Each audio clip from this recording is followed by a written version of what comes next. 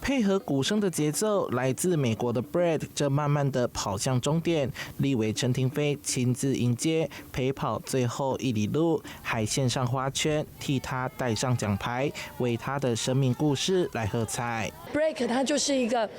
生命的鬥士，而且為什麼說他生命鬥士？因為醫生已經剛剛講說，他沒辦法啊，他沒有辦法再面對這個挑戰，可他堅持一定要一路往前衝，所以他今天拿到了這樣的一個成就，我相信這是我們台灣人應該為他歡呼。Brad 曾經罹患罕見的格林巴利症候群，突然癱瘓，但他用10幾年不放棄的意志重新站起，挑戰全世界最困難的鐵人賽，19公里的游泳、900公里的自行車與210公里的路跑，全部都必須在153個小時之內完成。他可以完成連續5倍的226，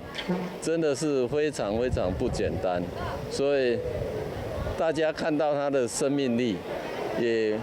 見證了這個鐵人的精神。台灣其實更應該有運動去打通我們的一個生命的力量，還有國際觀，甚至是結合這一次在聖母廟，把我們的宗教文化跟運動結合。在鹿耳門聖母廟前，有許多人自發集氣，幫選手加油，讓外國選手都感受到台南人的熱情。陳亭妃表示，這不只是一場鐵人挑戰，更是一堂生命課，同時凸顯出台南在國際體育舞台上的重要地位。